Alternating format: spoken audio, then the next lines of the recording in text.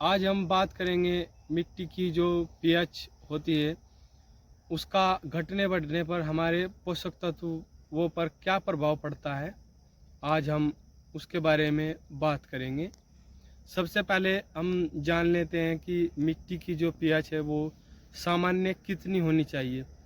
मिट्टी की सामान्य पीएच 7 होनी चाहिए, लेकिन 6.5 से 7.5 तक भी मिट्टी की पीएच सामान्य ही मानी जाती है। तो इसका घटने बढ़ने पर जो हमारे पोषक तत्व हैं उन पर क्या प्रभाव पड़ता है, उसके बारे में आज हम जानेंगे।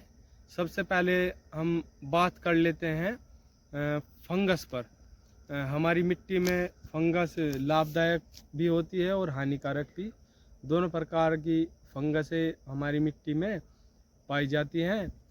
यदि पीएच बढ़ता है, धीरे धीरे बढ़ता है, 7 से ऊपर जाता है, 8, 8.5 तक जाता है, 9 तक जाता है, तो जैसे जैसे पीएच बढ़ेगा वैसे वैसे हमारी मिट्टी में जो फंगस है उसकी मात्रा कम होती जाएगी। और जैसे जैसे पीएच नीचे आता जाएगा, जैसे 6.5 से 5.5, 5 तक आता जाएगा, तो उसमें फंगस की जो मात्रा है वो बढ़ती जाएगी।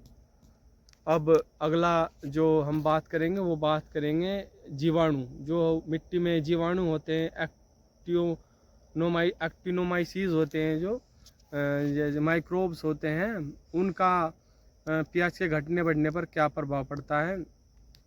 इसका भी सेम फंगस की तरह ही है। जैसे जैसे पीएच बढ़ती है, 7 से ऊपर जाती है, तो जो हमारे मिट्टी में जीवाणु हैं, माइक्रोब्स हैं, उनकी संख्या भी कम होती जाती है। और जैसे जैसे मिट्टी का पीएच कम होता जाता है तो जीवाणु एक्टिनोमाइसीज की संख्या भी बढ़ती जाती है। अब बात कर लेते हैं जो हमारे पोषक तत्व हैं, उनमें इसका पीएच का क्या प्रभाव पड़ता है। सबसे पहले बात करेंगे नाइट्रोजन।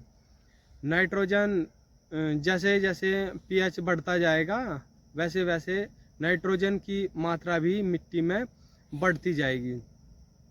पीएच 7 से ऊपर जाने पर 8 होगी, 8.5 होगी, तो उतना ही मिट्टी में नाइट्रोजन की मात्रा बढ़ती जाएगी।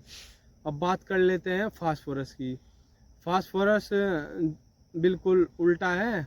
जैसे जैसे पीएच बढ़ेगी, 7 से ऊपर जाएगी, तो मिट्टी में फास्फोरस की मात्रा कम होती जाएगी, लेकिन एक निश्चित पीएच तक ही ये मात्रा कम होती जाएगी। 8.5 पीएच तक ही फास्फोरस की ये मात्रा कम होती जाएगी। जैसे जैसे पीएच 8.5 से ऊपर जाएगा तो ये फिर से फास्फोरस की मात्रा मिट्टी में बढ़नी शुरू हो जाएगी। ये बात आपकी समझ में आ गई होगी कि 8.5 तक तो फास्फोरस घटता है, लेकिन 8.5 से ऊपर जाने पर पीएच जो है फास्फोरस की मात्रा बढ़ती है। अब बात कर लेते हैं पोटास की। पोटास भी नाइट्रोजन की तरह ही जैसे जैसे पीएच बढ़ेगा तो मिट्टी में पोटास की मात्रा भी बढ़ती जाएगी। जैसे जैसे 7 से ऊपर पीएच होता जाएगा वैसे वैसे पोटास की मात्रा भी मिट्टी में बढ़ती जाएगी। पीएच कम होगा तो मात्रा घट जाएगी।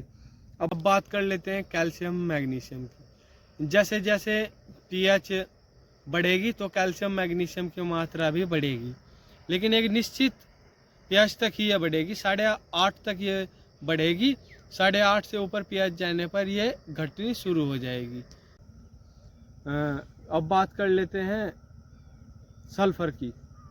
सल्फर भी जैसे जैसे पीएच बढ़ता जाएगा तो सल्फर की मात्रा भी वैसे ही बढ़ती जाएगी। पीएच कम आने पर 5 से कम आएगा पीएच, तो सल्फर की मात्रा घट जाएगी। अब बात कर लेते हैं जो हमारे माइक्रोन्यूट्रेंट हैं। 2 माइक्रोन्यूट्रेंट को छोड़कर जो हमारे बोरोन और मोलिब्डेनम है, बाकी सब माइक्रोन्यूट्रेंट जैसे जिंक है, मैग्नीज है, फेरस है, क्लोरीन है, कॉपर है, तो जैसे जैसे मिट्टी की पीएच बढ़ती जाएगी तो इनकी माइक्रोन्यूट्रेंट की भी मिट्टी में कमी आती चली जाएगी। जैसे जैसे पीएच कम होगी तो मिट्टी में माइक्रोन्यूट्रेंट की मात्रा बढ़ती जाएगी। अब बात कर लेते हैं जो 2 माइक्रोन्यूट्रेंट हमने छोड़ दिए थे, बोरोन और मोलिब्डेनम। बोरोन तो घटेगा, लेकिन एक निश्चित पीएच तक ही घटेगा। जैसे 7 से 8.5 तक तो बोरोन घटेगा, लेकिन 8.5 पीएच जाने पर बोरोन की मात्रा बढ़ जाएगी।